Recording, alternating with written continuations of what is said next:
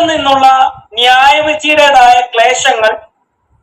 അടുത്തത് 5-ാം അധ്യായം ന്യായം വിധിക്കപ്പെടേണ്ടതായ യഹൂദയുടെ പാപങ്ങൾ. 6-ാം അധ്യായം യെരുശലേമിന്റെ അധപതനം അല്ലെങ്കിൽ അധപതനത്തെ കുറിച്ചുള്ള പ്രവചനം. ഇത്രയാണ് കഴിഞ്ഞ ക്ലാസ്സിൽ നമ്മൾ പറഞ്ഞു നിർത്തിയത്. അടുത്തത് എഴുതേണ്ടത് സി, എ ബി കഴിഞ്ഞ സി, ആലയ വാതിൽക്കലെ ഇരമ്യാവിന്റെ ശുശ്രൂഷ 7 മുതൽ 10 വരെ. 7 മുതൽ 10 വരെ ആലയ വാതിൽക്കലെ ഇരമ്യാവിന്റെ ശുശ്രൂഷ. 7 മുതൽ 10 വരെ ആലയത്തിന്റെ വാതിൽക്കൽ, ആലയ വാതിൽക്കലെ ഇരമ്യാവിന്റെ ശുശ്രൂഷ. അതിന്റെ സബ് പോയിന്റ് നമ്മൾ തിരിക്കുന്നു. 1, അധ്യായം 7 യഹൂദയുടെ കപട ഭക്തിയെ കുറിച്ച്. 7-ാം അധ്യായത്തിൽ നമുക്ക് കാണാൻ കഴിയുന്നത് യഹൂദ രാജ്യത്തിന്റെ കപട ഭക്തിയെ കുറിച്ചുള്ള ആലോചനകളാണ്, ദൂതുകളാണ്. 2, അധ്യായം 8 യഹൂദയുടെ പാപത്തോടുള്ള നിർവികാരത. യഹൂദയുടെ പാപത്തോടുള്ള നിർവികാരത.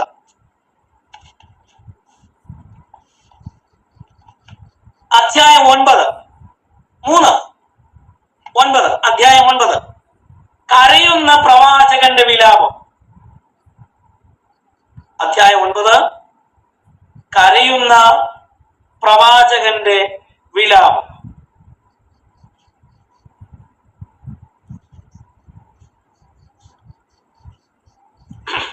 അടുത്തത് 10-1 മുതൽ 18 വരെ യിരെമ്യാ പ്രവചനം 10-ാം അധ്യായം 1 മുതൽ 18 വരെ വിഗ്രഹാരാധന സംബന്ധിച്ചുള്ള ഒരു ആക്ഷേപഹാസ്യം. വിഗ്രഹാരാധന സംബന്ധിച്ചുള്ള ആക്ഷേപഹാസ്യം.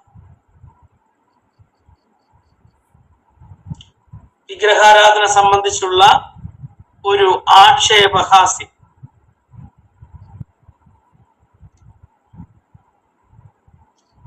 5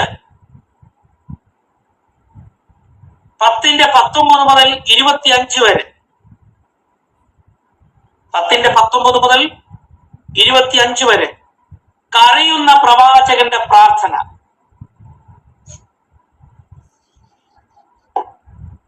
കരയുന്ന പ്രവാചകന്റെ പ്രാർത്ഥന. അപ്പോൾ ഇന്ന് നമ്മൾ എഴുതിയത് 7 മുതൽ 10 വരെയുള്ള അധ്യായങ്ങളിലെ വിഭജനമാണ്. 7 മുതൽ 10 ഉള്ള അധ്യായങ്ങളിലെ 1, 7-ാം അധ്യായം യഹൂദയുടെ കപടഭക്തി. അടുത്തത് 8-ാം അധ്യായം യഹൂദയുടെ പാപത്തോടുള്ള നിർവികാരത. യഹൂദയുടെ പാപത്തോടുള്ള നിർവികാരത. 3, 9-ാം അധ്യായം കരയുന്ന പ്രവാചകന്റെ വിലാപം. കരയുന്ന പ്രവാചകന്റെ വിലാപം. ഇനി 4, 10-ാം അധ്യായം 1 മുതൽ 18 വരെയുള്ള വാക്യങ്ങൾ വിഗ്രഹാരാധന സംബന്ധിച്ചുള്ള ഒരു ആക്ഷേപഹാസ്യം. വിഗ്രഹാരാധന സംബന്ധിച്ചുള്ള ഒരു ആക്ഷേപഹാസ്യം. 10-ാം അധ്യായം 19 മുതൽ 25 വരെ കരയുന്ന പ്രവാചകന്റെ പ്രാർത്ഥന. ഇത്രയാണ് അതിനകത്തുള്ള വിഭജനങ്ങൾ. ഇനി റോമൻ ലെറ്റർ 3. റോമൻ ലെറ്റർ 3 നിങ്ങൾ ഹെഡിങ് എഴുതുന്നത് 11 മുതൽ 19 വരെയുള്ള അധ്യായങ്ങൾ. 11 മുതൽ 19 വരെ യിരെമ്യാവിന്റെ വ്യക്തിപരമായ അനുഭവങ്ങൾ. യിരെമ്യാവിന്റെ വ്യക്തിപരമായ അനുഭവങ്ങൾ. 11 മുതൽ 19 വരെ. അതിൽ എ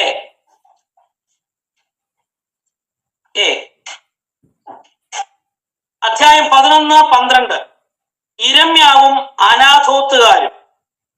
ഇരമ്യാവും അനാഥോത്തുകാരും. ഇരമ്യാവും അനാഥോത്തുകാരും. അടുത്തത് ബി, 13-ാം അധ്യായം. ഇരമ്യാവും ജീർണിച്ച അരക്കച്ചയും. ഇരമ്യാവും ജീർണിച്ച അരക്കച്ചയും.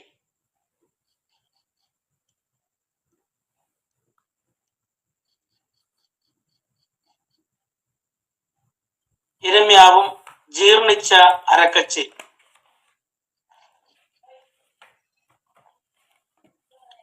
അടുത്തത് സി, 14-15 അധ്യായങ്ങൾ. 14-15 അധ്യായങ്ങൾ. വരൾച്ച കണക്കിലെടുത്തുകൊണ്ടുള്ള ഇരമ്യാവിന്റെ മധ്യസ്ഥത. വരൾച്ച കണക്കിലെടുത്തുകൊണ്ടുള്ള ഇരമ്യാവിന്റെ മധ്യസ്ഥത. വരൾച്ച കണക്കിലെടുത്തുകൊണ്ടുള്ള ഇരമ്യാവിന്റെ മധ്യസ്ഥത.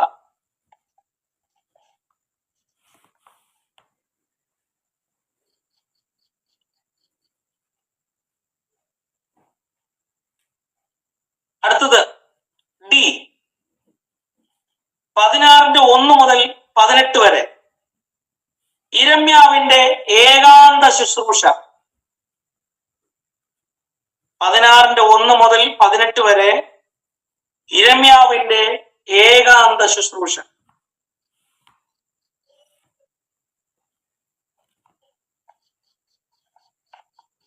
ഇരമ്യാവിന്റെ ഏകാന്ത ശുശ്രൂഷ.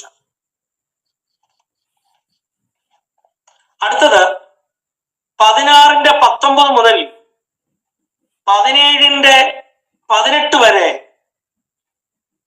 ഇരമ്യാവിന്റെ ഉറച്ച ഹൃദയം. 16:19 മുതൽ 17:18 വരെ ഇരമ്യാവിന്റെ ഉറച്ച ഹൃദയം.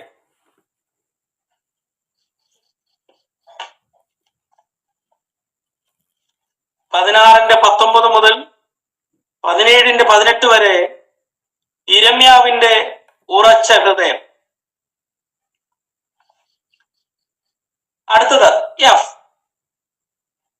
17:19 മുതൽ 27 വരെ ഇരമ്യാവിന്റെ ശബത്തിലെ പ്രസംഗം. ശബത്തിലെ പ്രസംഗം. 17:19 മുതൽ 27 വരെ ഇരമ്യാവിന്റെ ശബത്തിലെ പ്രസംഗം.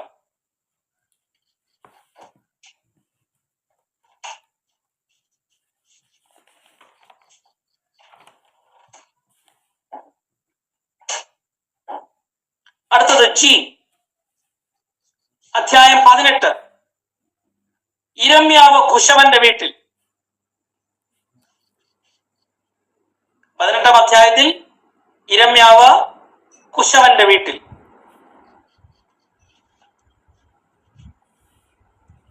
എച്ച്, 19-ാം അധ്യായം. ഇരമ്യാവും മൺകുടവും. ഇരമ്യാവും മൺകുടവും. അപ്പോൾ ശ്രദ്ധിക്കുക, നമ്മൾ ഈ മൂന്നാമത്തെ റോമൻ ലെറ്റർ 3-ന്റെ ഹെഡിങ് നമ്മൾ കൊടുത്തത് അധ്യായം 11 മുതൽ 19 വരെ. ഈ 11 മുതൽ 19 വരെയുള്ള അധ്യായങ്ങളിൽ പ്രധാനമായി പറഞ്ഞിരിക്കുന്ന ദൂത് അല്ലെങ്കിൽ വിഭജനം എന്ന് പറയുന്നത് പ്രവാചകനായ ഇരമ്യാവിനോടുള്ള ബന്ധത്തിൽ അദ്ദേഹമുള്ള വ്യക്തിപരമായ ബന്ധത്തിലുള്ള ദൂതുകളാണ്, വ്യക്തിപരമായ അനുഭവങ്ങളാണ്. അതിൽ ഒന്നാമത് നമ്മൾ കാണുന്നത് അനാഥോത്തുകാരുമായിട്ടുള്ള പ്രവചനവും അവരുടെ ദൂതുകളുമാണ്. 11, 12 അധ്യായങ്ങളിൽ നമുക്കത് കാണാൻ കഴിയുന്നുണ്ട്. 13-ാം അധ്യായത്തില് യഹോവയുടെ ദൈവം ഇരമ്യാവിനോട് പറയുന്നുണ്ട്, നീ ഒരു അരക്കച്ച എടുത്ത് അരയോട് ചേർത്ത് കെട്ടണം എന്ന് പറഞ്ഞ് ഒരു ദൂത് കൊടുക്കുന്നുണ്ട്, ജീർണിച്ച അരക്കച്ചയെ കുറിച്ച്. അതിനൊക്കെ വ്യക്തമായ ദൈവിക ആലോചനയും അവിടെ കൊടുക്കുന്നുണ്ട്. എന്തുകൊണ്ടാണ് അരക്കച്ച എടുത്ത് കെട്ടാൻ പറയുന്നത് എന്നൊക്കെ നമുക്ക് ഇവിടെ കാണാൻ കഴിയുന്നുണ്ട്. ഇനി 14 മുതൽ 15 അധ്യായങ്ങളിൽ വരാൻ പോകുന്ന ഒരു വലിയ വരൾച്ചയെ മുന്നിൽ കണ്ടുകൊണ്ട് ഇരമ്യ പ്രവാചകൻ ദൈവത്തോട് മധ്യസ്ഥ ചെയ്യുന്ന ഭാഗമാണ് നമുക്ക് കാണാൻ കഴിയുന്നത്. മധ്യസ്ഥത, ദൈവത്തോട് മധ്യസ്ഥത പ്രാർത്ഥിക്കുന്ന പ്രാർത്ഥന. ഇനി 16-ാം അധ്യായത്തിന്റെ 1 മുതൽ 18 വരെ നമ്മൾ ആദ്യ ക്ലാസ്സിൽ പഠിച്ചതുപോലെ, കഴിഞ്ഞ ക്ലാസ്സിൽ പഠിച്ചതുപോലെ യിരെമ്യാവിന്റെ ഏകാന്ത ശുശ്രൂഷയാണ്. താൻ എപ്പോഴും ഏകാന്തത ഇഷ്ടപ്പെടുകയും ഏകാന്തമായി ശുശ്രൂഷ ചെയ്യുന്നവനുമായിരുന്നു. അതോടൊപ്പം തന്നെ നമ്മൾ പഠിച്ചു, താൻ ഒരു തൊട്ടാവാടിയെ പോലെ ആയിരുന്നു. പെട്ടെന്ന് വിഷമം വരുന്ന, പെട്ടെന്ന് കരയുന്ന ഒരു പ്രവാചകനായിരുന്നു യിരെമ്യാ. ഇവിടെ നമുക്ക് 16-ാം അധ്യായത്തിന് 1 മുതൽ 18 വരെയുള്ള വാക്യങ്ങളിൽ യിരെമ്യാവിന്റെ ഏകാന്ത ശുശ്രൂഷ നമുക്ക് കാണാം. അപ്പോൾ ഇന്ന് ക്ലാസ്സിൽ ഇരിക്കും നമ്മൾ മനസ്സിലാക്കേണ്ടുന്ന ഒരു കാര്യം, ദൈവം നമുക്ക് ദൂതുകൾ, ചില ശുശ്രൂഷകൾ തരുമ്പോൾ ചില സന്ദർഭങ്ങളിലൊക്കെ നമ്മൾ ഏകാന്തതയിൽ പെട്ടുപോകാറുണ്ട്, ഒറ്റയ്ക്കായി പോകാറുണ്ട്. എന്നാൽ അവിടെയൊക്കെ നിരാശപ്പെടരുത്. യിരെമ്യാവിന്റെ ചരിത്രം പഠിപ്പിക്കുന്നത്, അവൻ എപ്പോഴൊക്കെ ഏകാന്തത അനുഭവിച്ചോ അപ്പോഴൊക്കെ യഹൂദയ്ക്ക് കൈമാറുവാനുള്ള ദൈവിക ദൂത് ദൈവം അവന് കൊടുത്തു. അപ്പൊ ഇന്ന് ക്ലാസ്സിൽ നമ്മൾ ഇരിക്കുമ്പോ നിങ്ങൾ നിങ്ങളുടെ ജീവിതത്തിൽ, ആത്മീക ജീവിതത്തിലോ ഭൗതിക ജീവിതത്തിലോ ശുശ്രൂഷകളിലോ എവിടെങ്കിലും ഏകാന്തതരായി തീരുന്നെങ്കിൽ, ഏകാന്തത അനുഭവിക്കപ്പെടുന്നുവെങ്കിൽ നിരാശപ്പെടരുത്. ആ ഏകാന്തതയിൽ ദൈവത്തിന് നിങ്ങളോട് എന്തോ കൃത്യമായി സംസാരിക്കാനുണ്ട് എന്ന് നമുക്ക് യിരെമ്യാ പ്രവാചകന്റെ പുസ്തകം പഠിക്കുമ്പോൾ മനസ്സിലാക്കാൻ കഴിയും. അടുത്തത്, താൻ ഏകാന്തതയിലായിരുന്നുവെങ്കിലും തനിക്ക് ഉറച്ച ഒരു ഹൃദയമുണ്ട്. എന്നെ വിളിച്ച ദൈവം വിശ്വസ്തനാണെന്നും അവൻ എനിക്ക് വേണ്ടി അത്ഭുതങ്ങൾ ചെയ്യുമെന്നും അവനൊരു ഉറച്ച വിശ്വാസമുണ്ടായി. അതാണ് നമുക്ക് അവിടെ 16-ാം അധ്യായത്തിന്റെ 19 മുതൽ 17-ന്റെ 18 വരെ നമുക്ക് കാണാം യിരെമ്യാവിന്റെ ഉറച്ച ഹൃദയം. വാക്തത്വങ്ങളുടെ മേലിലും തന്നോടുള്ള ശുശ്രൂഷകളുടെ ബന്ധത്തിലുമെല്ലാം തനിക്കൊരു ഉറച്ച ഹൃദയമുണ്ടായി. ഇനി 17-ാം അധ്യായത്തിന്റെ 19 മുതൽ 27 വരെയുള്ള വാക്യങ്ങളിൽ യിരെമ്യാവിന്റെ ശബത്തിലെ പ്രസംഗമാണ്. ശബത്തിനെ കുറിച്ച് എങ്ങനെ വേണം എന്നുള്ളതിനെ കുറിച്ചൊക്കെയുള്ള പ്രസംഗം. അധ്യായം 18 യിരെമ്യാവ് കുശവന്റെ വീട്ടിൽ വളരെ വ്യത്യസ്തമായ രീതിയിൽ ദൈവം ഇടപെടുന്ന, അല്ലെങ്കിൽ ഒരു സംഭവം അവനെ കാണിച്ചുകൊണ്ട് പഠിപ്പിക്കുന്ന ഒരു ഭാഗമാണ് 18-ാം അധ്യായം. ദൈവം കുശവന്റെ വീട്ടിലേക്ക് പ്രവാചകനെ കൊണ്ടുപോകുന്നുണ്ട്. ചില സംഭവങ്ങളൊക്കെ, ചില ദൂതുകളൊക്കെ, ചിലത് കാണിച്ചാണ് ദൈവം നമ്മളെ പഠിപ്പിക്കുന്നത്. ചില സ്ഥലങ്ങളിലേക്ക് ദൈവം നമ്മളെ തിരിച്ചു കൊണ്ടുപോകുന്നത് ഒരു അസാധാരണമായ ദൈവിക ഇടപെടലിൽ കാണാൻ വേണ്ടി. നമ്മള് പുറപ്പാട് പുസ്തകം പഠിക്കുമ്പോഴേ യഹോവ ഇസ്രായേൽ ജനത്തോട് പറഞ്ഞൊരു വാക്ക്, നിങ്ങൾ തിരിഞ്ഞ് കടൽ തീരത്തിന് സമാന്തരമായി പാളയം ഇറങ്ങണം. അവര് പോയിക്കൊണ്ടിരുന്ന പാതയിൽ നിന്ന് തിരിഞ്ഞ് കടൽക്കരയിലേക്ക് പാളയം ഇറങ്ങാൻ പറഞ്ഞു. ദൂത് മനസ്സിലാക്കണം, വേഗത്തിൽ നടന്ന് വാഗ്ദത്ത നാട്ടിലേക്ക് കാൽച്ചുവട് വയ്ക്കുന്ന ഇസ്രായേൽ ജനം 430 വർഷത്തെ പ്രവാസം കഴിഞ്ഞ് പിതാക്കന്മാരുടെ കാലത്ത് അവരോട് വാഗ്ദത്തം ചെയ്ത ദേശത്തേക്ക് പ്രവേശിക്കാൻ വലിയ പ്രതീക്ഷയോടെ, അതിതിടുക്കത്തോടെ ജനം നടന്നു പോയിക്കൊണ്ടിരിക്കുമ്പോൾ ദൈവം പറയണം, നിങ്ങൾ തിരിഞ്ഞ് എവിടെ പോകണം? കടൽക്കരയിലേക്ക് പോകണം. കടൽ കാണിക്കാൻ കൊണ്ടുപോയതാണോ? ഇത്രയും നാള് നിങ്ങൾ കഷ്ടപ്പെട്ടതല്ലേ, എന്നാൽ കുറച്ചു നേരം കടൽക്കരയിലേക്കിട്ട് നല്ല അവിടെ കടൽക്കരയിൽ കൊണ്ടുപോയത് വചനം വായിക്കുമ്പോൾ നമുക്ക് മനസ്സിലാക്കാൻ കഴിയും. തന്റെ ജനത്തിനു വേണ്ടിയുള്ള ദൈവം ഒരുക്കുന്ന വഴി ഏതാണെന്ന് അവരെ കാണിക്കേണ്ടതിന് അവരെവിടേക്ക് കൊണ്ടുപോയി? കടൽക്കരയിലേക്ക് കൊണ്ടുപോയി. പെരുവെള്ളത്തിന് നടുവിലും ദൈവം തന്റെ ജനത്തിനു വേണ്ടി വഴി കരുതിയിട്ടുണ്ട് എന്ന് കാണിക്കേണ്ടത്. അങ്ങനെയാണെങ്കിൽ ഇന്ന് ക്ലാസ്സിൽ ഇരിക്കും നമ്മൾ മനസ്സിലാക്കണം, ഇസ്രായേൽ ജനത്തെ കടൽക്കരയിലേക്ക് തിരിച്ചു കൊണ്ടുപോയതുപോലെ യിരെമ്യാവിനെ കുശവന്റെ വീട്ടിലേക്ക് കൊണ്ടുപോയി ഒരു ദൂത് കാണിച്ചു കൊടുത്തതുപോലെ ദൈവം ചില മേഖലകളിലേക്ക് നമ്മളെ തിരിച്ചു കൊണ്ടുപോകുന്നത് അവൻ എന്തോ നമ്മളോട് വ്യക്തമായി സംസാരിക്കാനുണ്ട്. അതുകൊണ്ട് പിറുപിറുക്കരുത്. കൊട്ടാരം ഉണ്ടായിട്ടും, അല്ലെങ്കിൽ ഗ്രാമങ്ങൾ ഉണ്ടായിട്ടും, വീടുകൾ ഉണ്ടായിട്ടും, പട്ടണങ്ങൾ ഉണ്ടായിട്ടും, ഈ മണ്ണിന്റെ മണമുള്ള, ചേറുള്ള, യാതൊരു വിധമാകുന്ന വൃത്തിയുമില്ലാത്ത ഈ ബെൻഹിന്നോം താഴ്വരയിലേക്ക് അല്ലെങ്കിൽ കുശവന്റെ വീട്ടിലേക്ക് എന്നെ എന്തിനാ വിട്ടതെന്ന് പരാതി പറയരുത്. പകരം കർത്താവേ, ഈ അവസ്ഥയിൽ അല്ലെങ്കിൽ എന്നെ നീ കൊണ്ടുവന്നിരിക്കുന്ന ഈ സമയത്ത് ഈ മേഖലയിൽ ദൈവത്തിന് എന്താണ്, അങ്ങക്ക് എന്താണ് എന്നോട് സംസാരിക്കാനുള്ളത് എന്ന് നാം ചോദിച്ച് മനസ്സിലാക്കണം. ഞാനൊരു പുസ്തകത്തിൽ വായിച്ചത് ഈ കുശവന്മാർ തിങ്ങിപ്പാർക്കുന്ന സ്ഥലമായിരുന്നു ബെൻഹിന്നോം താഴ്വര. അവിടേക്കാണ് ഇരമ്യാവിനെ കൊണ്ടുപോകുന്നത്. ബെൻഹിന്നോം താഴ്വര അവര് പല സ്ഥലങ്ങളിൽ നിന്ന് ചേറ് കൊണ്ടുവന്ന് കൂട്ടിയിട്ട് അതിനെ ദിവസങ്ങളുടെ പണികൾ ചെയ്ത് അതിനകത്ത് വെച്ച് കരടും വേസ്റ്റ് എല്ലാം എടുത്തു കളഞ്ഞ് വെള്ളമൊഴിച്ച് അവര് പാത്രം ഉണ്ടാക്കുന്ന വിധം അത് കാണിച്ചിട്ട് പ്രവാചകനോട് പറയുകയാണ്, മെനയുന്നവനായ ഞാൻ നിങ്ങളെ പണിയാൻ താല്പര്യപ്പെടുന്നു. പക്ഷെ യഹൂദയ്ക്ക് സംഭവിച്ചത് എന്താ?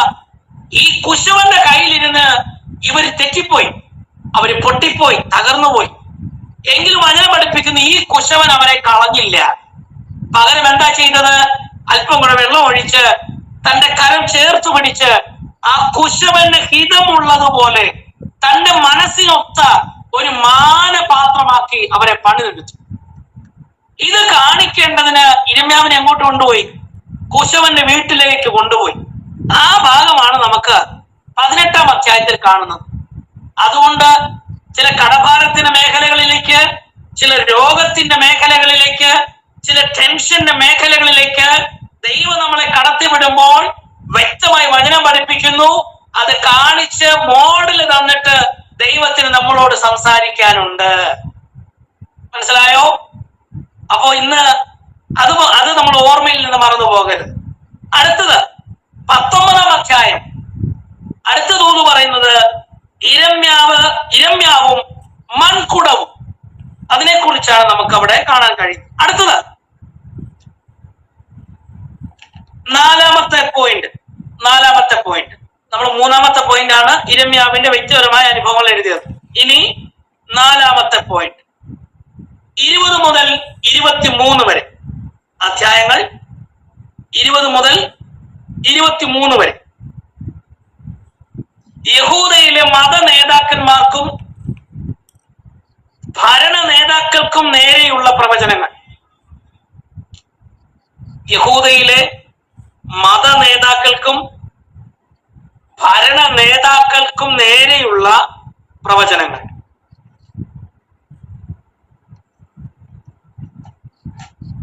നാലാമത്തെ പോയിന്റ് യഹൂദയിലെ മത നേതാക്കൾക്കും ഭരണ നേതാക്കൾക്കും നേരെയുള്ള പ്രവചനങ്ങൾ.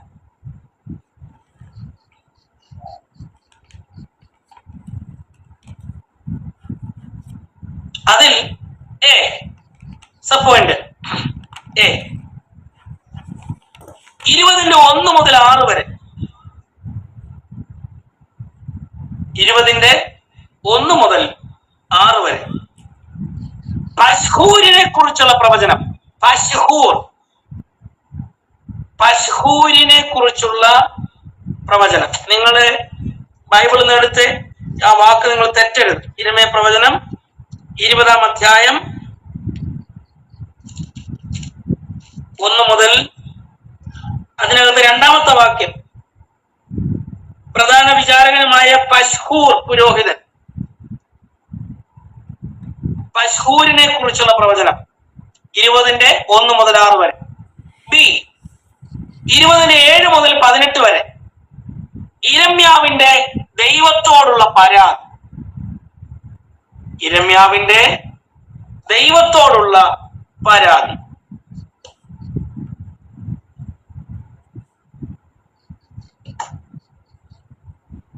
ഇരുപതിന്റെ 7 മുതൽ 18 വരെ ഇരമ്യാവിന്റെ ദൈവത്തോടുള്ള പരാതി. ഇനി സി 20-1 മുതൽ 22-9 വരെ. 21-1 മുതൽ 22-9 വരെ സിദക്കിയ രാജാവിനെ കുറിച്ചുള്ള പ്രവചനം. സിദക്കിയ രാജാവിനെ കുറിച്ചുള്ള പ്രവചനം. സിദക്കിയ രാജാവിനെ കുറിച്ചുള്ള പ്രവചനം.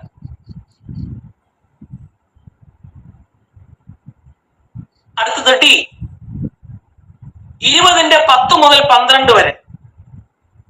ശല്ലൂം രാജാവിനെ കുറിച്ചുള്ള പ്രവചനം. ശല്ലൂം 22:10 മുതൽ 12 വരെ ശല്ലൂം രാജാവിനെ കുറിച്ചുള്ള പ്രവചനം.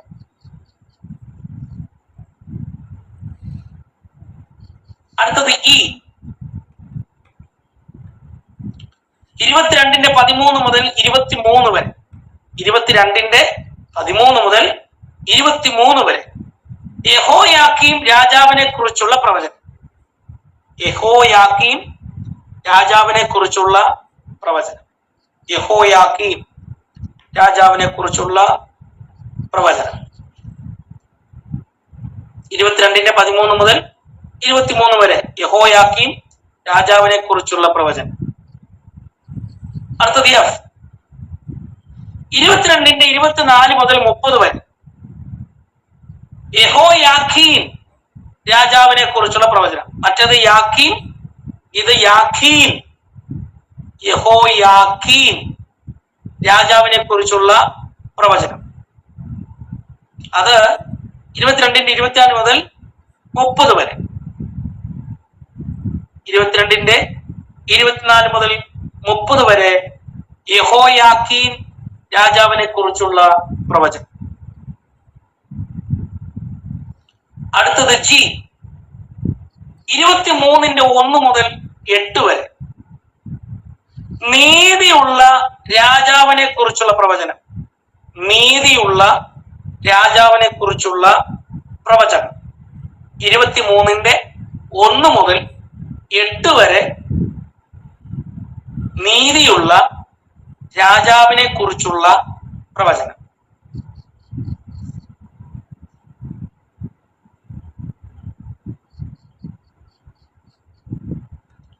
അടുത്തത് 23:9 മുതൽ 40 വരെ. 23:9 മുതൽ 40 വരെ യഹൂദയിലെ കള്ളപ്രവാചകന്മാരോടുള്ള പ്രവചനം. യഹൂദയിലെ കള്ളപ്രവാചകന്മാരോടുള്ള പ്രവചനം.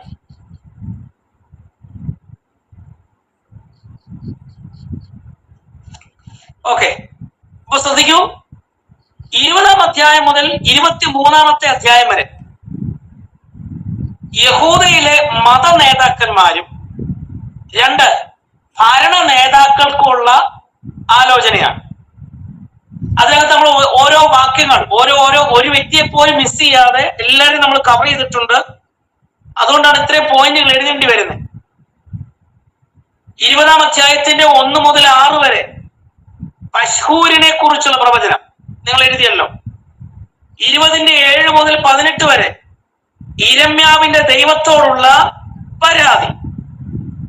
21:1 മുതൽ 22:9 വരെ സിദക്കിയ രാജാവിനെ കുറിച്ചുള്ള പ്രവചനം. 22:10 മുതൽ 12 വരെ ശല്ലൂം രാജാവിനെ കുറിച്ചുള്ള പ്രവചനം.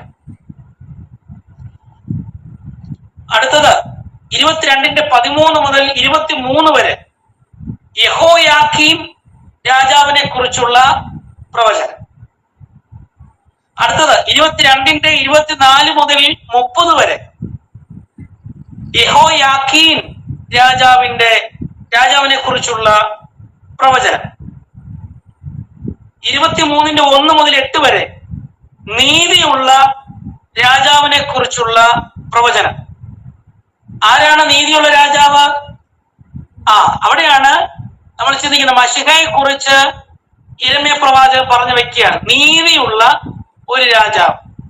അത് നമുക്ക് 23-ാം അധ്യായത്തിന് 1 മുതൽ 8 വരെ നമുക്ക് വായിക്കുമ്പോൾ കാണാൻ കഴിയും. അടുത്തത്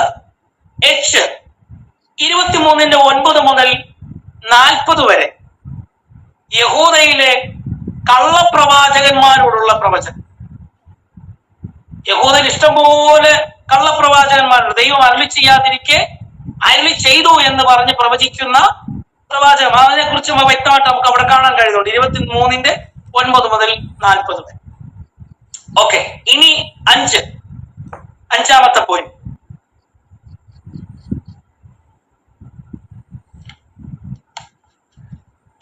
24 മുതൽ 29 വരെ, അധ്യായം 24 മുതൽ 29 വരെ.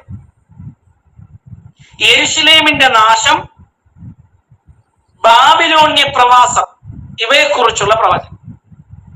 യെരുശലേമിന്റെ നാശം, ബാബിലോണ്യ പ്രവാസം, ഇവയെക്കുറിച്ചുള്ള പ്രവചനം.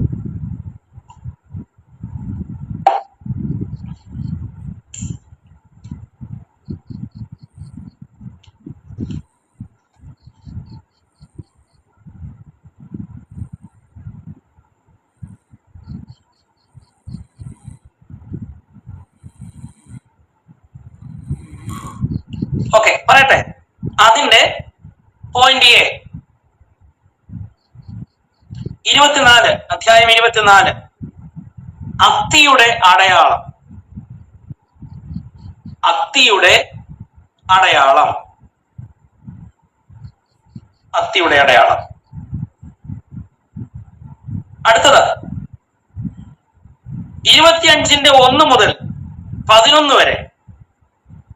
ബി, 25ന്റെ 1 മുതൽ 11 വരെ 70 വർഷത്തെ ബാബിലോണ്യ പ്രവാസം പ്രവചിക്കപ്പെടുന്നു.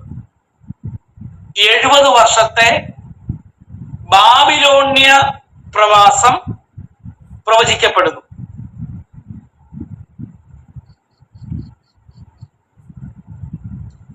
ഇരുപത്തിയഞ്ചിന്റെ 1 മുതൽ 11 വരെ 70 വർഷത്തെ ബാബിലോണ്യ പ്രവാസം പ്രവചിക്കപ്പെടുന്നു. അടുത്തത് സി, 25ന്റെ 12 മുതൽ 38 വരെ.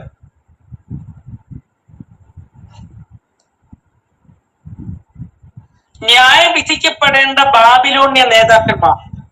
ന്യായം വിധിക്കപ്പെടേണ്ട ബാബിലോണ്യ നേതാക്കന്മാർ.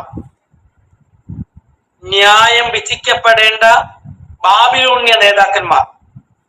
അവരെ കുറിച്ചാണ് 25-ാം അധ്യായത്തിന്റെ 12 മുതൽ 38 വരെ നമുക്ക് കാണാൻ കഴിയുന്നത്. അടുത്തത് ഡി, അധ്യായം 26, ജനത്തിനുള്ള യിരെമ്യാവിന്റെ താക്കീത്. ജനത്തിനുള്ള യിരെമ്യാവിന്റെ താക്കീത്.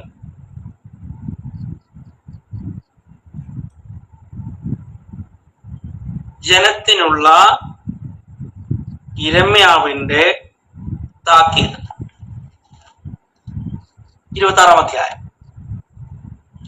അടുത്തത് ഇ, 27-ാം അധ്യായം, നുകത്തിന്റെ അടയാളം. നുകം, നുകത്തിന്റെ അടയാളം. നുകത്തിന്റെ അടയാളം.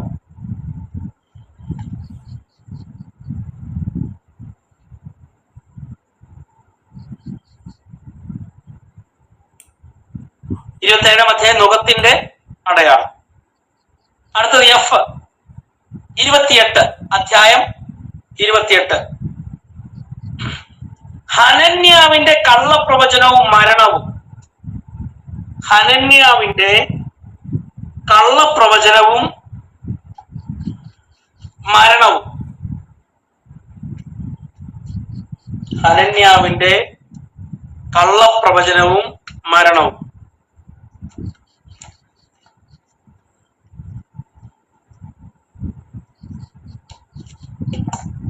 അടുത്തത് ജി, അധ്യായം 29, ബാബേലിലെ യഹൂദ പ്രവാസികൾക്കുള്ള യിരെമ്യാവിന്റെ സന്ദേശം. ബാബേലിലെ യഹൂദ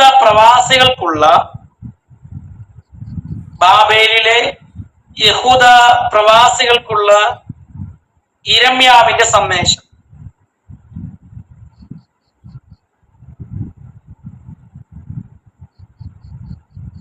അപ്പോ 5-ാമത്തെ പോയിന്റ് നമ്മൾ എഴുതിയത് 24 മുതൽ 29 വരെയുള്ള അധ്യായങ്ങളിലെ ഉള്ളടക്കമാണ്.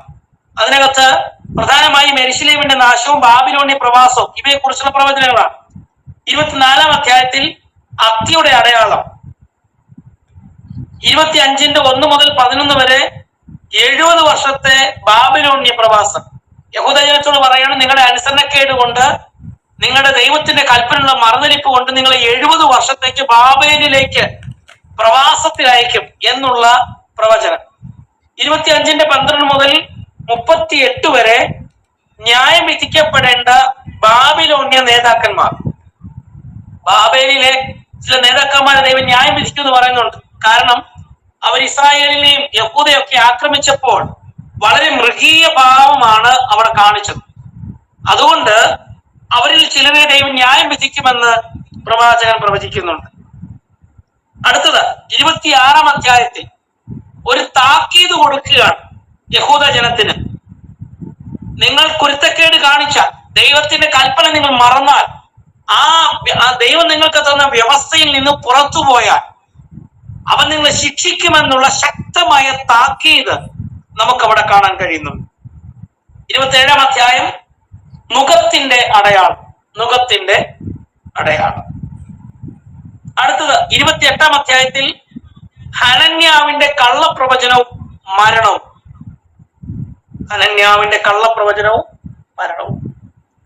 അടുത്തത് 29-ാം അധ്യായം ബാബേലിലെ യഹൂദ പ്രവാസികൾക്കുള്ള യിരെമ്യാവിന്റെ സന്ദേശം, പ്രവാസത്തിലേക്ക് പോയിരിക്കുന്ന അവർക്ക് കൊടുക്കുന്ന സന്ദേശം. നിങ്ങൾ ആ ദേശത്ത് ചെല്ലുമ്പോൾ എങ്ങനെയായിരിക്കണം എന്നുള്ളതിനെ കുറിച്ച് ഒരു സന്ദേശം കൊടുക്കുന്നത് നമുക്ക് എവിടെ കാണാം? 29-ാം അധ്യായത്തിൽ കാണാം. ഇനി 30 മുതൽ 33 വരെ പുനരുദ്ധാരണ സംബന്ധമായ പ്രവചനങ്ങൾ, പുനരുദ്ധാരണ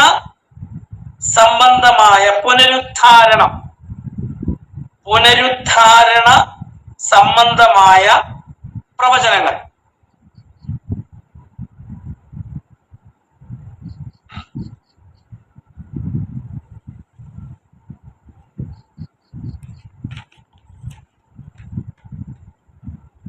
അതിൽ ചെറിയ പോയിന്റ് 1, അധ്യായം 30 കൂട്ടിച്ചേർക്കപ്പെടേണ്ട പ്രവാസികൾ, കൂട്ടിച്ചേർക്കപ്പെടേണ്ട പ്രവാസികൾ. അധ്യായം 30 കൂട്ടിച്ചേർക്കപ്പെടേണ്ട പ്രവാസികൾ. 2, 31-1 മുതൽ 30 വരെ പുനരുദ്ധരിക്കപ്പെടുന്ന രാജ്യം, പുനരുദ്ധരിക്കപ്പെടുന്ന രാജ്യം.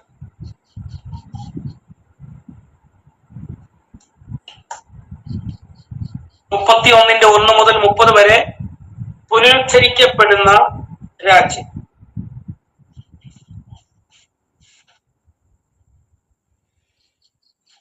31-ന്റെ 31 മുതൽ 40 വരെ, 31-ന്റെ 31 മുതൽ 40 വരെ വെളിപ്പെടുത്തപ്പെട്ട പുതിയ ഉടമ്പടി. മൂന്നാമത്തെ പോയിന്റ് ആണ് 31-ന്റെ 30 മുതൽ 40 വരെ വെളിപ്പെടുത്തപ്പെട്ട പുതിയ ഉടമ്പടി.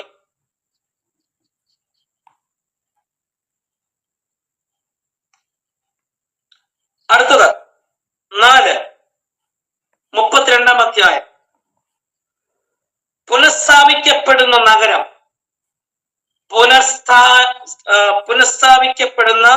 പുനഃസ്ഥാപിക്കപ്പെടുന്ന നഗരം,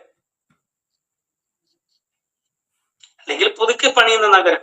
എളുപ്പത്തിന് വേണ്ടി പറയാം, ഇച്ചിരി കട്ടിക്ക് വേണമെങ്കിൽ പറയാം പുനഃസ്ഥാപിക്കപ്പെടുന്നെന്ന് പറയാം. ലളിതമായിട്ട് പറഞ്ഞാൽ പുതുക്കി പണിയുന്ന നഗരം. 32-ാം അധ്യായം. ഇനി 33-ാം അധ്യായം 5, 33-ാം അധ്യായം അംഗീകരിക്കപ്പെടുന്ന നിയമം, അംഗീകരിക്കപ്പെടുന്ന നിയമം.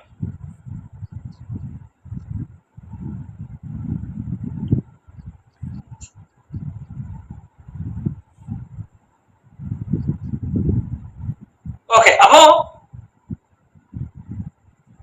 ഈ 30 മുതൽ 33 വരെയുള്ള അധ്യായങ്ങളിൽ തകർക്കപ്പെട്ട ഇസ്രായേൽ അല്ലെങ്കിൽ തകർക്കപ്പെട്ട നശിക്കപ്പെട്ട യഹൂദ പട്ടണങ്ങൾ, യഹൂദ സാമ്രാജ്യം, യഹൂദ രാജ്യം എങ്ങനെ തിരിച്ചു വരുന്നു, അല്ലെങ്കിൽ എങ്ങനെ അത് പുതുക്കി പണിയപ്പെടുന്നു, അല്ലെങ്കിൽ എങ്ങനെ അത് പുനരുത്ഥാനം ചെയ്യപ്പെടുന്നു എന്നുള്ള ഭാഗമാണ് നമുക്ക് 30 മുതൽ 33 വരെ കാണാൻ കഴിയുന്നത്. അതിൽ 30-ാമത്തെ അധ്യായത്തിൽ കാണുന്നത് ലോകത്തിന്റെ പല ഭാഗങ്ങളിലേക്ക് ചിതറിപ്പോയ യഹൂദന്മാരെ കൂട്ടിച്ചേർക്കുക.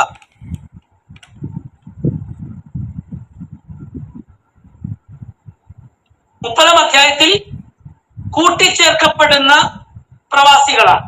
അവർ ബാബിലോണിലേക്ക് മാത്രമല്ല പ്രവാസത്തിലേക്ക് പോയത്, അസീറിയയിലേക്ക് പോയി, ഈജിപ്തിലേക്ക് പോയി, ഇങ്ങനെ പല സ്ഥലങ്ങളിലേക്ക് അവർ ചിതറപ്പെട്ടു. അവരെയൊക്കെ തിരിച്ചു കൊണ്ടുവരുന്ന ദൂതുകളാണ് നമുക്ക് 30-ാം അധ്യായത്തിൽ കാണുന്നത്. 31-ന്റെ 1 മുതൽ 30 വരെ കാണാം പുനരുദ്ധരിക്കപ്പെടുന്ന രാജ്യം. എന്താണ് അങ്ങനെ പറഞ്ഞാൽ, ഈ ബാബിലോണിലേക്ക് ഇവരെ പിടിച്ചുകൊണ്ട് പോകുമ്പോൾ കോട്ടവാതിലെല്ലാം ഇടിച്ച് അവർ തീയിട്ട് നശിപ്പിച്ചു കളഞ്ഞു. ആലയം തീയിട്ട് നശിപ്പിച്ചു.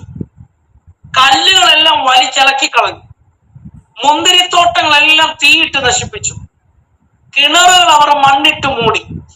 വീടുകളെ ഇടിച്ച് നിരത്തിക്കളഞ്ഞു. അവരുടെ നാട്ടിലുണ്ടായിരുന്ന ഉറവകൾ മുഴുവൻ, അതിന്റെ ഉറവയുടെ ആരംഭത്തിങ്ങൾ തന്നെ അവർ കല്ലിട്ട് മൂടിക്കളഞ്ഞു.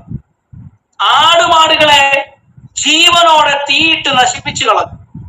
ഇങ്ങനെ എല്ലാ വിധത്തിലും നശിക്കപ്പെട്ട രാജ്യമായി അവരെ തിരിച്ചു കൊണ്ടുവരുന്ന ഭാഗമാണ് 31-ാം അധ്യായത്തിന്റെ 1 മുതൽ നമുക്ക് കാണാൻ കഴിയും.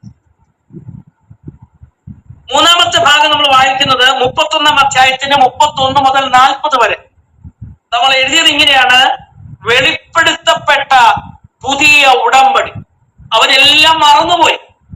ദൈവത്തിന്റെ പ്രമാണങ്ങളൊക്കെ അവർ മറന്നുപോയി. ദൈവം അവരുമായി ഒരു പുതിയ ഉടമ്പടി ചെയ്യുന്നതാണ് നമുക്ക് 31-ന്റെ 31 മുതൽ 40 വരെ നമുക്ക് കാണാൻ കഴിയും. ഇനി 32-ാം അധ്യായത്തിലേക്ക് വരുമ്പോഴോ, പുതുക്കി പണിയപ്പെടുന്ന അല്ലെങ്കിൽ പുനഃസ്ഥാപിക്കപ്പെടുന്ന നഗരം, ആ മതിൽ പണി, അതോടൊപ്പം തന്നെ ആലയത്തിന്റെ പണി, ഇടിഞ്ഞു കിടന്നതെല്ലാം, തെരുവീഥികൾ, നല്ല മനോഹരമായ തെരുവീഥികളൊക്കെ ഇന്ന് നശിച്ചുപോയി. അപ്പൊ അവിടെയൊക്കെ ഒരു റീക്രിയേഷൻ, ഒന്നും കൂടെ പുതുക്കി പണിയുന്ന നമുക്ക് അവിടെ കാണാൻ കഴിയുന്നത് 32-ാം അധ്യായം. അടുത്തത് 33-ാം അധ്യായത്തിൽ അംഗീകരിക്കപ്പെടുന്ന നിയമം. അതാണ് നമ്മൾ എഴുതിയത്. ഇനി ആറാമത്തെ പോയിന്റ് 34 മുതൽ 45 വരെ അധ്യായങ്ങൾ. 34 മുതൽ ആന്റി എന്താ പറഞ്ഞേ? തങ്കമ്മേന്റെ എന്താ പറഞ്ഞേ? 7-ാമത്തെ പോയിന്റാന്ന് പറയുമായിരുന്നു. അതെ, 7-ാമത്തെ പോയിന്റ്. സോറി, 7-ാമത്തെ പോയിന്റ് 34 മുതൽ 45 വരെ ചരിത്ര വിഭാഗം.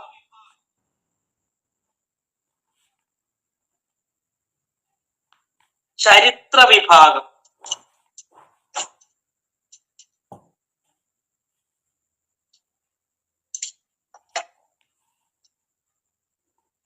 ഏഴാമത്തെ പോയിന്റ് 34 മുതൽ 45 വരെ ചരിത്ര വിഭാഗം. അതിൽ യഹൂദയുടെയും യെരുശലേമിന്റെയും അധപതനം 34 മുതൽ 38 വരെ. അധ്യായം 34 മുതൽ 38 വരെ യഹൂദയുടെയും യെരുശലേമിന്റെയും അധപതനം.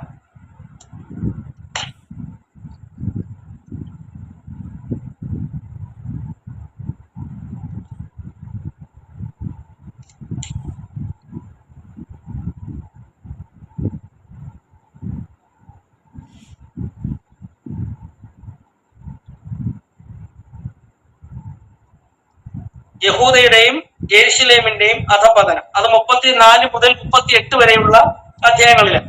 അതിന്റെ 1-ാമത്തെ പോയിന്റ് ഏതാ? ഈ എന്ന് എഴുതി യഹൂദയുടെയും യെരുശലേമിന്റെയും അധപതനം എന്ന ഹെഡിങ്ങിന്റെ സബ് പോയിന്റ് 1. 34-ാം അധ്യായം മുന്നറിയിക്കപ്പെട്ട സിദക്കിയാവിന്റെ പ്രവാസം. 34 അധ്യായത്തിൽ മുന്നറിയിക്കപ്പെട്ട സിദക്കിയാവിന്റെ പ്രവാസം.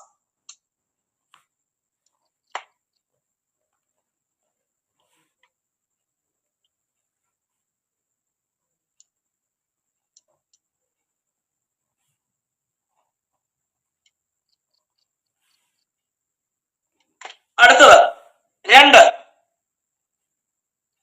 35 അധ്യായം രേഖാബ്യരുടെ അനുസരണത്തിനുള്ള പ്രതിഫലം. രേഖാബ്യരുടെ അനുസരണത്തിനുള്ള പ്രതിഫലം.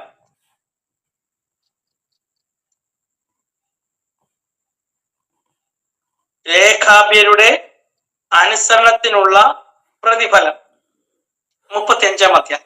ഇനി 30 മുതൽ 36 അധ്യായത്തിൽ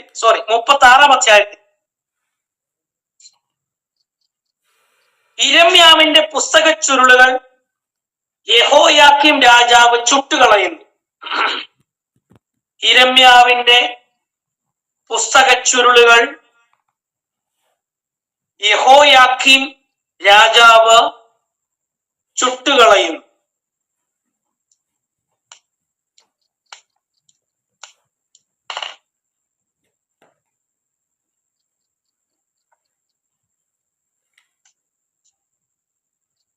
അടുത്തത് 4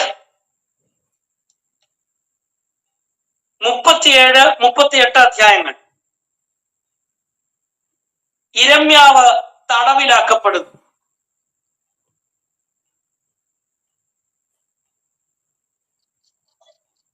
യിരെമ്യാവ് തടവിലാക്കപ്പെടുന്നു.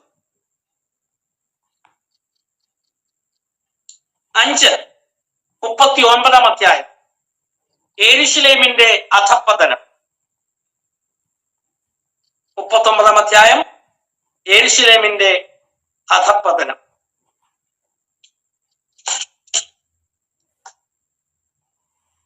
അടുത്തത് ബി പോയിന്റ്.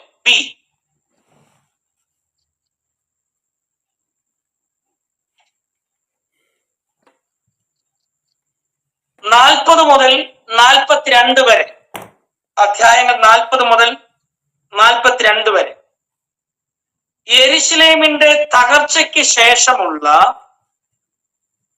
യഹൂദയിലെ സംഭവങ്ങൾ. യെരൂശലേമിന്റെ തകർച്ചയ്ക്ക് ശേഷമുള്ള യഹൂദയിലെ സംഭവങ്ങൾ.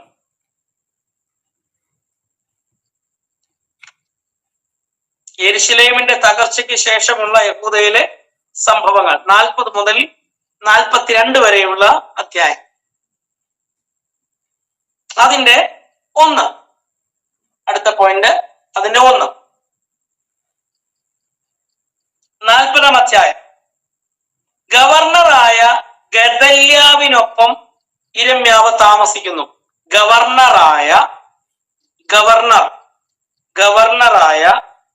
ഗദല്യാവിനൊപ്പം. പേര് തെറ്റരുത്.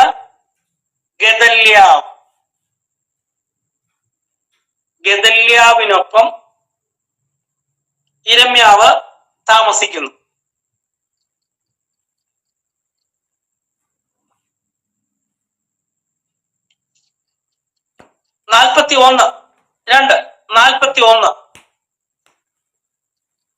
ഗദല്യാവ് ചതിയിൽ കൊല്ലപ്പെടുന്നു.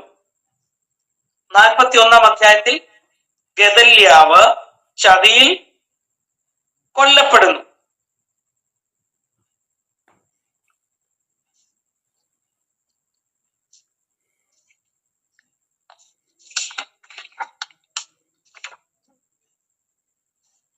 മൂന്ന് 42 അധ്യായം മിസ്രൈമിലേക്കുള്ള യാത്ര ദൈവം വിലക്കുന്നു. മിസ്രൈമിലേക്കുള്ള യാത്ര ദൈവം വിലക്കുന്നു.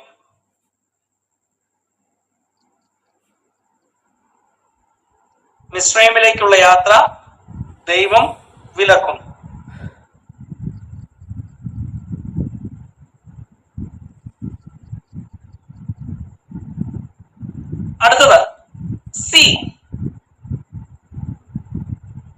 നമ്മള് എ പോയിന്റ് എഴുതി യഹൂദയുടെയും യെരുശലേമിന്റെ അധപതനം, ബി യെരുശലേമിന്റെ വീഴ്ചയ്ക്ക് ശേഷമുള്ള അല്ലെങ്കിൽ തകർച്ചയ്ക്ക് ശേഷമുള്ള യഹൂദയിലെ സംഭവങ്ങൾ, അതിന്റെ സി 43, 44 അധ്യായങ്ങൾ. 43, 44 അധ്യായങ്ങൾ. ഇരമ്യാവും മിസ്രയീമിലെ ശേഷിപ്പും. ഇരമ്യാവും മിസ്രയീമിലെ ശേഷിപ്പും.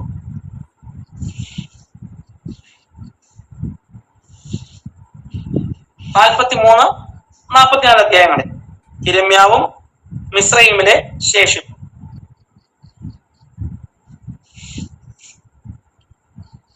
അടുത്തത് ഡി 45 ബാരൂക്കിനോടുള്ള യഹോവയുടെ സന്ദേശം. ബാരൂക്കിനോടുള്ള യഹോവയുടെ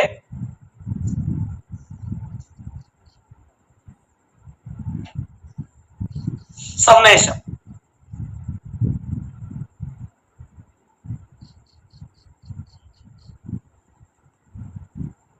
അടുത്തത് 8ാമത്തെ പോയിന്റ് 8.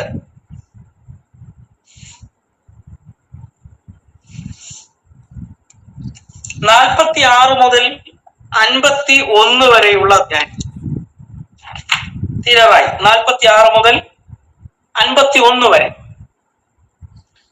ജാതീയ രാഷ്ട്രങ്ങളെ കുറിച്ചുള്ള പ്രവചനങ്ങൾ. ജാതീയ രാഷ്ട്രങ്ങളെ കുറിച്ചുള്ള പ്രവചനങ്ങൾ.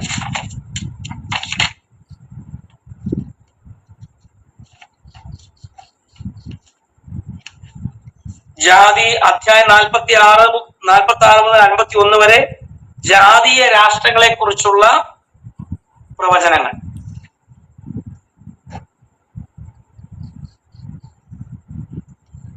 അതിൽ ഒന്ന് 46, അധ്യായം 46 മിസ്രയീമിനെ കുറിച്ചുള്ള പ്രവചനം, അല്ലെങ്കിൽ ഇന്നത്തെ ഈജിപ്തിനെ കുറിച്ചുള്ള പ്രവചനം. മിസ്രയീമിനെ കുറിച്ചുള്ള പ്രവചനം.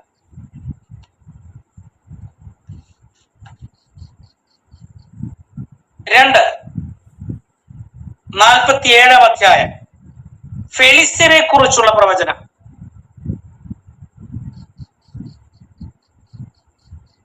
ഫെലിസ്ത്യരെ കുറിച്ചുള്ള പ്രവചനം.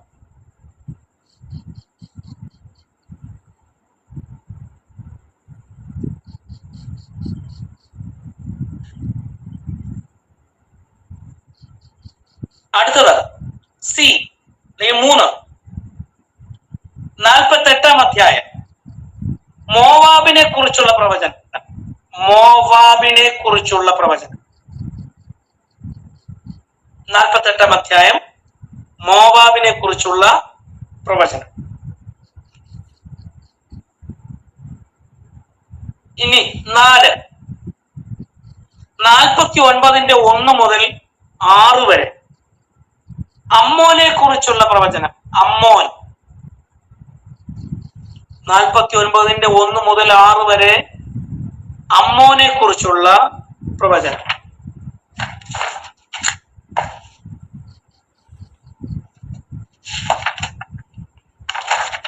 അടുത്ത 5, 49 7 മുതൽ 22 വരെ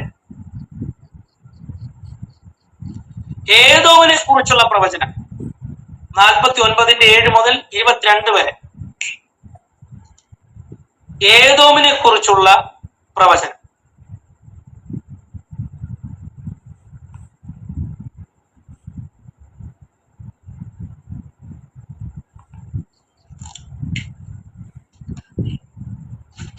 നാൽപ്പത്തി 7 മുതൽ 22 വരെ ഏദോമിനെ കുറിച്ചുള്ള പ്രവചനങ്ങൾ.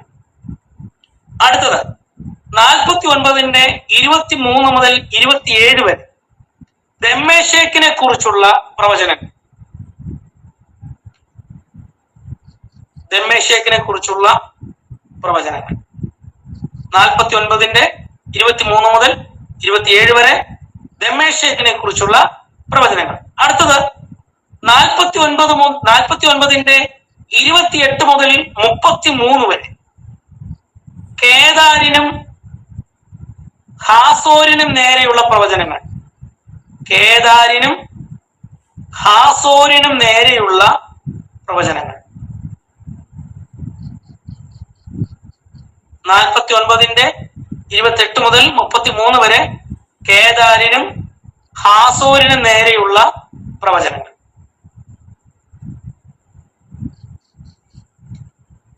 അടുത്തത് 49-34 മുതൽ 39 വരെ. 49-34 മുതൽ 39 വരെ ഏലാമിന് വിരോധമായുള്ള പ്രവചനങ്ങൾ.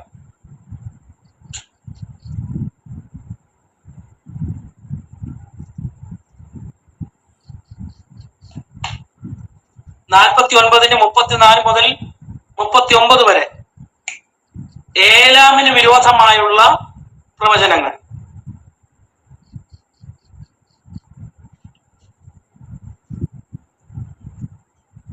അടുത്തത് 50-51 അധ്യായങ്ങൾ ബാബേലിനെ കുറിച്ചുള്ള പ്രവചനങ്ങൾ. 50-51 അധ്യായങ്ങൾ ബാബേലിനെ കുറിച്ചുള്ള പ്രവചനങ്ങൾ.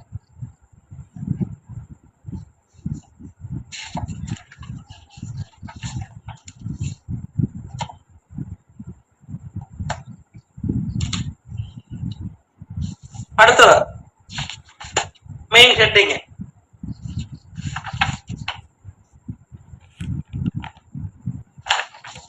ഒൻപതാമത്തെ പോയിന്റ്, മെയിൻ പോയിന്റ്, അധ്യായം 52 ഉപസംഹാരവും യെരുശലേമിന്റെ വീഴ്ചയും. ഉപസംഹാരവും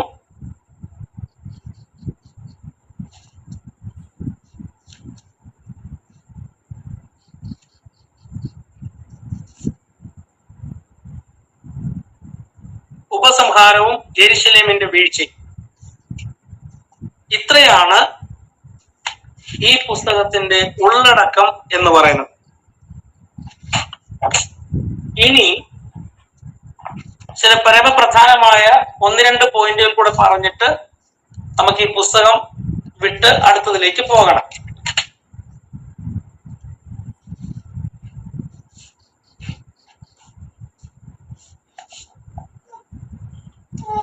യിരെമ്യാവിന്റെ ഒരു ചെറിയ ടൈറ്റിൽ എഴുതുക. യിരെമ്യാവിന്റെ ശുശ്രൂഷയെ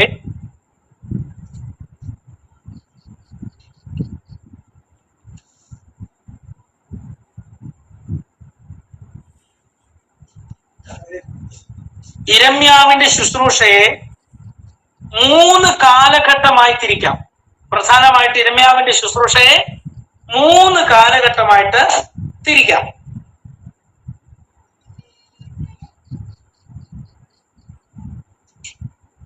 ഒന്ന്, BC 627 മുതൽ 605 വരെ. BC 627 മുതൽ 605 വരെ. ചെറിയൊരു വര ഇട്ടിട്ട്, ഹൈഫൻ ഇട്ടിട്ട്, യഹൂദ, അസീറിയ, മിസ്രൈം ഭീഷണിയുടെ കാലം. യഹൂദ, അസീറിയ, മിസ്രൈം ഇവയുടെ ഭീഷണിയുടെ കാലം. എന്ന് വെച്ച് കഴിഞ്ഞാല് 627 മുതൽ 605 വരെ യഹൂദയും അസീറിയും മിസ്രൈമും യഹൂദയോട്, ഇസ്രായേലിനോട് വല്ലാതെ ഭീഷണി മുഴക്കിക്കൊണ്ടിരുന്ന സന്ദർഭങ്ങളിലാണ് താൻ ശുശ്രൂഷിച്ചത്. അടുത്തത് BC 605 മുതൽ 586 വരെ. BC 605 മുതൽ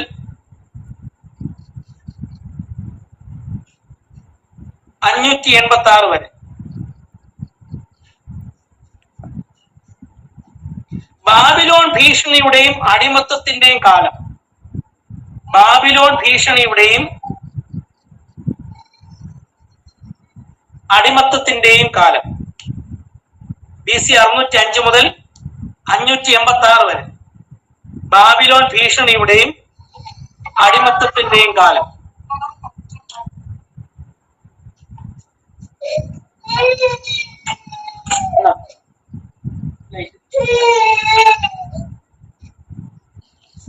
അടുത്തത് BC 586 മുതൽ 580 വരെ.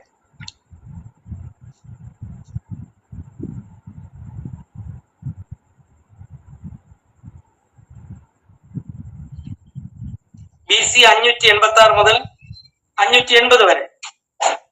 മിസ്രൈം അടിമത്തം, ബാബിലോൺ പ്രവാസം.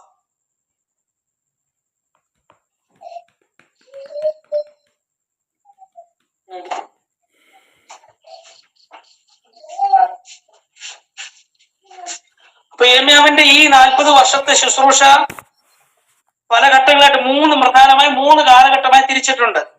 ഒന്ന് BC 627 മുതൽ 605 വരെ.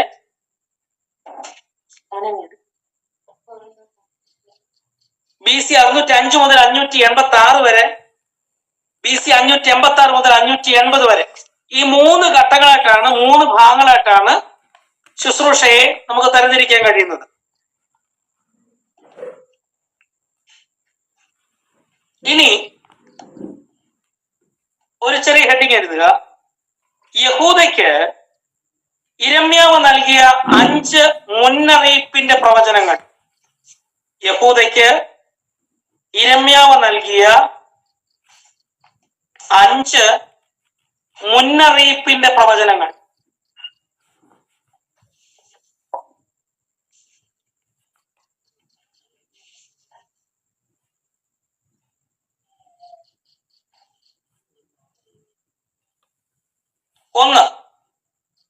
മുന്നറിയിപ്പ് 1, യഹൂദയെ ബാബിലോൺ ആക്രമിച്ച് കീഴടക്കും. യഹൂദയെ ബാബിലോൺ ആക്രമിച്ച് കീഴടക്കും.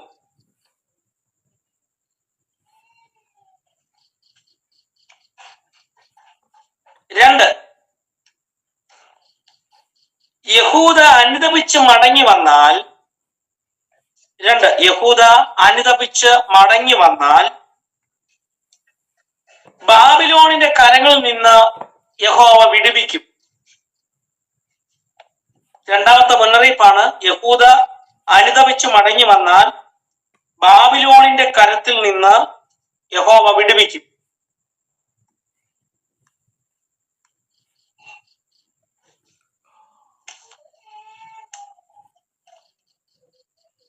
3, ജനങ്ങൾ ഘട്ടം ഘട്ടമായി പ്രവാസികളായി തീരും.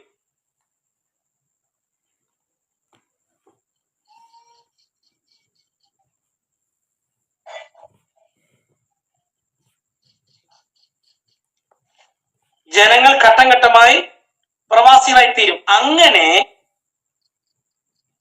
ജനത്തിന്റെ ഐക്യത നഷ്ടപ്പെടും.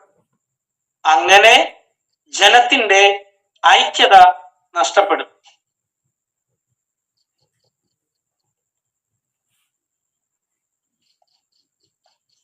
4,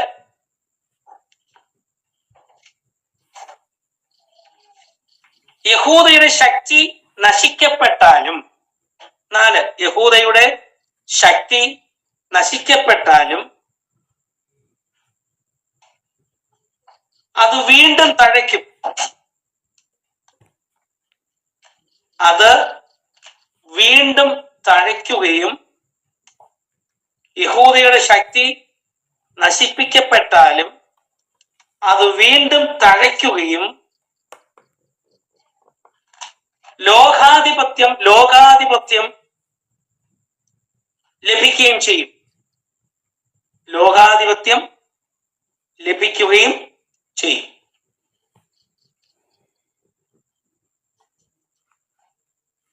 5, അഞ്ചാമത്തെ മുന്നറിയിപ്പ്, യെരുശലേമിനെ നശിപ്പിച്ച ബാബിലോൺ തകരും. യെരുശലേമിനെ നശിപ്പിച്ച ബാബിലോൺ തകരും. അത് മേലിൽ ഒരിക്കലും എഴുന്നേൽക്കുകയില്ല. അത് മേലിൽ ഒരിക്കലും എഴുന്നേൽക്കയില്ല. അപ്പൊ ഈ 5 മുന്നറിയിപ്പുകളാണ് ദൈവം കൊടുക്കുന്നത്, പ്രവാചകൻ കൊടുക്കുന്നത്. യഹൂദ ജനത്തിനോട് അല്ലെങ്കിൽ ഇസ്രായേൽ ജനത്തിനോട് പ്രവാചകൻ കൊടുക്കുന്ന 5 മുന്നറിയിപ്പുകളാണ്. എന്താ പറയുക? 1, നിങ്ങളെ ബാബിലോൺ ആക്രമിച്ച് കീഴടക്കും. കാരണം എന്താ? അനുസരണക്കേടും പിന്നെ ദൈവത്തിന്റെ കൽപ്പന മറന്നുള്ള ജീവിതം കൊണ്ട് പ്രവാചകൻ പറയുകയാണ്, നിങ്ങളെ ആര് കൊണ്ടുപോകും? ബാബിലോണിലേക്ക് നിങ്ങളെ പ്രവാസികളായി കൊണ്ടുപോകും. 2, അടുത്ത മുന്നറിയിപ്പ് കൊടുക്കുകയാണ്, നിങ്ങൾ അനുദപിച്ച് മടങ്ങി വന്നാൽ ബാബിലോണിന്റെ കയ്യിൽ നിന്ന് ദൈവം നിങ്ങളെ വിടുവിക്കും. നിങ്ങളെ പിടിച്ചുകൊണ്ടു പോകുന്ന ഈ ബാബിലോണിന്റെ കയ്യിൽ നിന്ന് ദൈവം നിങ്ങളെ വിടുവിക്കണമെങ്കിൽ ഒറ്റ കാര്യം ചെയ്താൽ മതി, അനുദപിച്ച് മടങ്ങി വരണം. 3 പറഞ്ഞിരിക്കുന്നത്, ജനങ്ങളെ ഘട്ടം ഘട്ടമായി പ്രവാസത്തിലേക്ക് കൊണ്ടുപോകും. ഒരുമിച്ച് കൊണ്ടുപോവുകയല്ല, പല സമയങ്ങളിലായിട്ട് ഘട്ടം ഘട്ടമായിട്ട് പ്രവാസത്തിലേക്ക് കൊണ്ടുപോകും. അത് മുഖാന്തരം ജനങ്ങളുടെ ഐക്യത നഷ്ടപ്പെടും. ഈ ഇസ്രായേൽ ജനത്തിന്റെ അല്ലെങ്കിൽ യഹൂദ ജനത്തിന്റെ വിജയമെന്ന് പറഞ്ഞിരുന്നത് അവർ ഐക്യതയാണ്, അവർ ഒരുമിച്ച് നിൽക്കുവാനും. പക്ഷെ ഇപ്പോ ഇങ്ങനെ പല ഭാഗങ്ങളിലേക്ക് അവർ ചിതറപ്പെട്ടത് കൊണ്ട് അവരുടെ ഐക്യത അവർക്ക് നഷ്ടപ്പെട്ടു. അടുത്ത പറഞ്ഞിരിക്കുന്ന 4ാമത്തെ മുന്നറിയിപ്പ്, യഹൂദയുടെ ശക്തി നശിക്കപ്പെട്ടാലും അത് വീണ്ടും തഴയ്ക്കുകയും ലോകാധിപത്യം ലഭിക്കുകയും ചെയ്യും. വീണ്ടും തഴയ്ക്കുകയും പിന്നെ ലോകാധിപത്യം ലഭിക്കുകയും ചെയ്യും. 5ാമത്തെ പോയിന്റ്, യെരുശലേമിനെ നശിപ്പിച്ച ബാബിലോൺ തകരും, അത് മേലിൽ ഒരിക്കലും എഴുന്നേൽക്കയില്ല. ഈ 5 മുന്നറിയിപ്പുകളാണ് പ്രധാനമായി യിരെമ്യാവ് കൊടുക്കുന്നത്.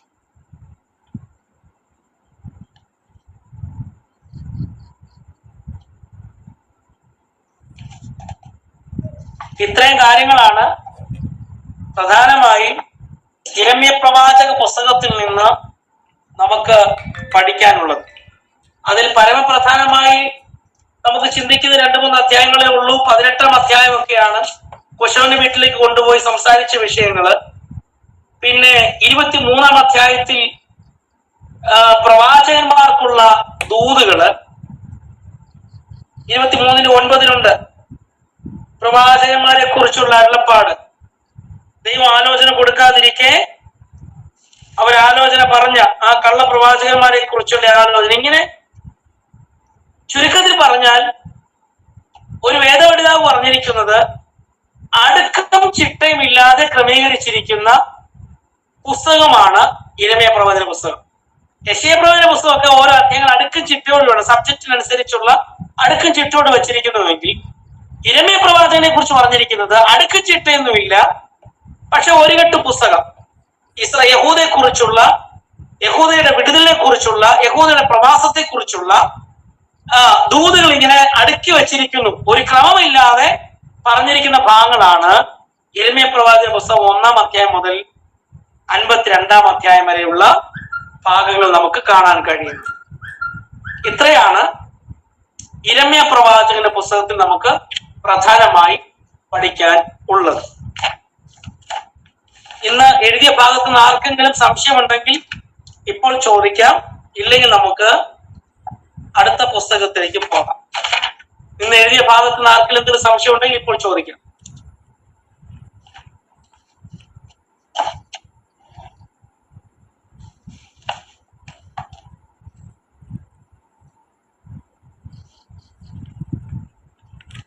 ഇല്ല എന്ന് വിശ്വസിക്കുന്നു.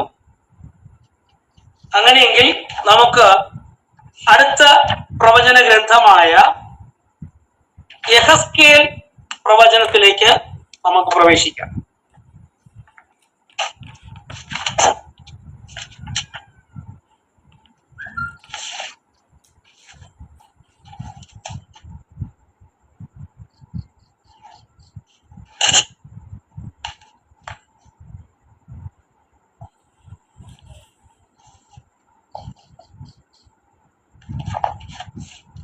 ഓക്കെ, നിങ്ങൾക്ക് സംശയമൊന്നുമില്ല എന്ന് വിശ്വസിക്കുന്നു. അങ്ങനെയെങ്കിൽ നമുക്ക് യെഹെസ്കേൽ പ്രവചന പുസ്തകത്തിലേക്ക് നമുക്ക് പോകാം.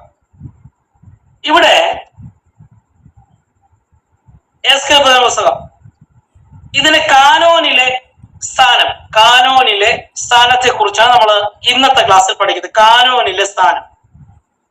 ഈ ലക്ഷക്കണക്കിന് പ്രവാചകന്റെ പുസ്തകത്തെ, യെഹെസ്കേൽ പ്രവചന പുസ്തകത്തെ പ്രധാനമായി അവര് എടുത്തിരിക്കുന്ന 3-4 ഭാഗങ്ങളുണ്ട്. അല്ലെങ്കിൽ യെഹെസ്കേൽ പ്രവാചകനെ ഒരു പ്രമുഖനായ പ്രവാചകൻ എന്ന് അറിയപ്പെടാൻ കാരണമായ 2-3 സംഭവങ്ങളുണ്ട്. ഒന്ന്, യെഹെസ്കേൽ കണ്ട ഒരു ചക്രം നമ്മൾ വായിക്കുന്നുണ്ട്. 2, ഉണങ്ങിയ അസ്ഥികൾ. ഈ 2 സംഭവങ്ങളാണ് ദശലക്ഷക്കണക്കിന് ആൾക്കാർ യെഹെസ്കേലിനെ ഒരു ബൈബിൾ കഥാപാത്രമായി ഉൾക്കൊള്ളുകയും അദ്ദേഹത്തിന് ദൂരെ ഉൾക്കൊള്ളുകയും ചെയ്ത 2 സംഭവങ്ങളാണ് യെഹെസ്കേൽ കണ്ട ചക്രവും ഉണങ്ങിയ അസ്ഥികളെ കുറിച്ചുള്ള പ്രവചനം.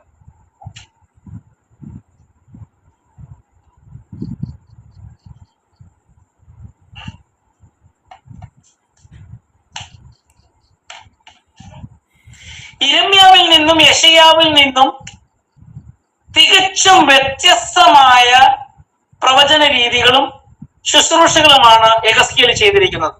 വലിയ ആഴമായിട്ടുള്ള ദൂതുകളൊന്നും താൻ ഇതിനകത്ത് പറയുന്നില്ല.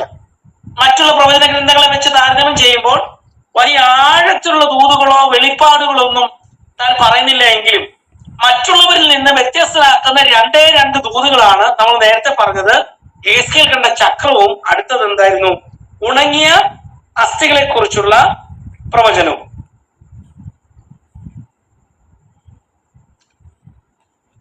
ഇതിന്റെ കൂടുതലുള്ളത് ബാബേലിന് സമീപമുള്ള ഒരു പുരാതന തടങ്കൽ പാളയമായിരുന്നു ഈ കെബാർ നദീതീരം. താൻ വെളിപ്പാടുകൾ പറഞ്ഞതും താൻ ദർശനങ്ങൾ കണ്ടതുമായ ഒരു സ്ഥലം എന്ന് പറയുന്നത് ബാബേലിലെ കെബാർ നദീതീരമാണ്. അവിടെയാണ് ഇസ്രായേൽ ജനത്തെ തടങ്കൽ പാളയം അടിച്ചിരിക്കുന്നത്. പ്രവാസത്തിൽ നിന്ന് കൊണ്ടുപോയ യഹൂദ ജനത്തെ, യഹൂദരെയും എല്ലാം അവരെവിടാണ് പാളയം അടിച്ചിരിക്കുന്നത്, തടങ്കൽ പാർപ്പിച്ചിരിക്കുന്നത്? ഒരു കെബാർ എന്ന് പറയുന്ന നദിയുടെ തീരത്ത്. അവിടെ ഇരുന്നു കൊണ്ടാണ് താൻ പ്രവചനങ്ങൾ നടത്തുകയും വെളിപ്പാടുകൾ ചെയ്യുകയും ചെയ്തിട്ടുള്ളത്.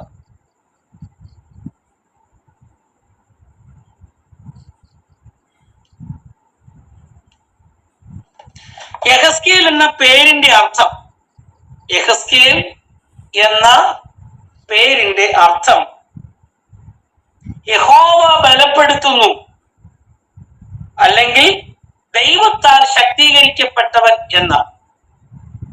യെഹെസ്കേൽ എന്ന പേരിന്റെ അർത്ഥം യഹോവ ബലപ്പെടുത്തുന്നു, അല്ലെങ്കിൽ ദൈവത്താൽ ശക്തീകരിക്കപ്പെട്ടവൻ എന്നാണ്.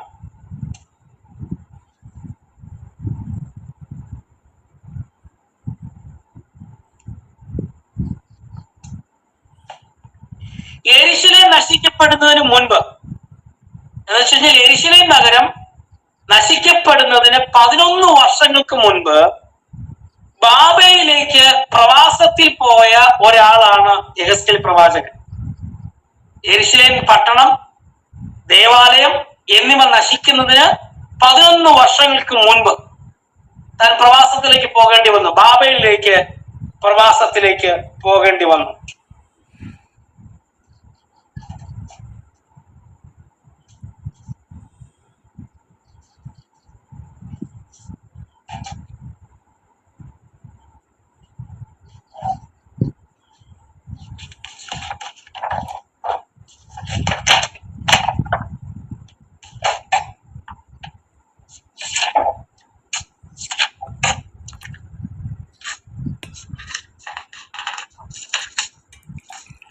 അടുത്തത്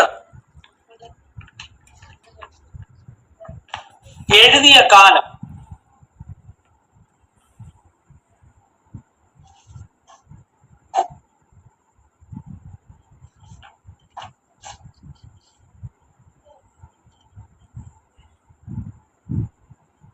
എഴുതിയ കാലം. യെഹെസ്കേൽ തന്നെ പ്രവചനകാലം കൃത്യമായി രേഖപ്പെടുത്തിയിട്ടുണ്ട്. യെഹോയാക്കീമിന്റെ പ്രവാസത്തിന്റെ 5-ാം ആണ്ടിലാണ് തന്റെ 1-ാമത്തെ പ്രവചനം നടത്തുന്നത്. 1-ാം അധ്യായത്തിന്റെ 2-ാമത്തെ വാക്യം. യെഹോയാക്കീമിന്റെ പ്രവാസത്തിന്റെ 5-ാം ആണ്ടിൽ, ഏകദേശം BC 593 തന്റെ 1-ാമത്തെ പ്രവചനം.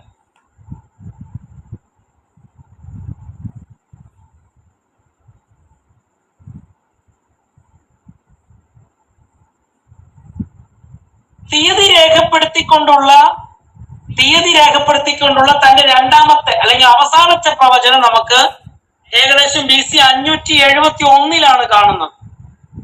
ആദ്യത്തെ പ്രവചനം BC 593 തീയതി രേഖപ്പെടുത്തിക്കൊണ്ടുള്ള തന്റെ അവസാനത്തെ പ്രവചനം നടന്നിരിക്കുന്നത് BC 571 അതുകൊണ്ട് കുറഞ്ഞപക്ഷം 23 അല്ലെങ്കിൽ 23 വർഷം താൻ പ്രവചന ശുശ്രൂഷ ചെയ്തു എന്ന് നമുക്ക് മനസ്സിലാക്കാൻ കഴിയുന്നുണ്ട്. 22 വർഷം, ഏകദേശം 22 വർഷം താൻ പ്രവചന ശുശ്രൂഷ ചെയ്തതായി നമുക്ക് മനസ്സിലാക്കാൻ കഴിയുന്നുണ്ട്.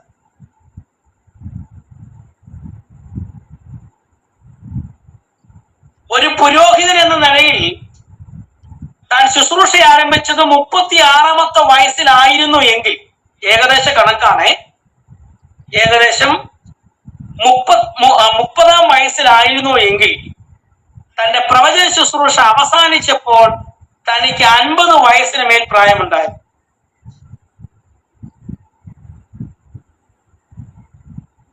അപ്പൊ യെഹോയാക്കീമിന്റെ പ്രവാസത്തിന്റെ 5-ാം ആണ്ടിൽ, ഏകദേശം BC 593 തന്റെ ആദ്യത്തെ പ്രവചനം നടത്തുന്നത്.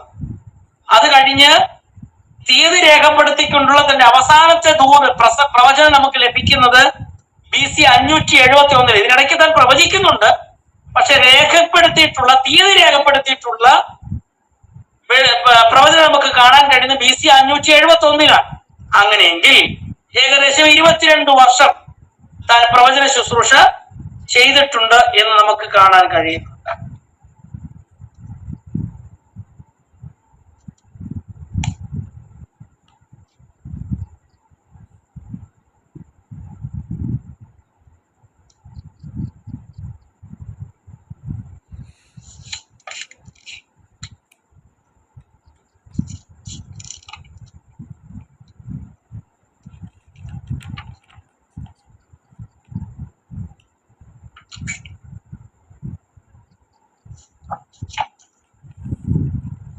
ഇത്രയും കാര്യങ്ങളാണ് ഇന്നത്തെ ക്ലാസ്സിൽ നമ്മൾ പഠിക്കുന്നത്. കാനോനിലെ അതുല്യ സ്ഥാനം, എഴുതിയ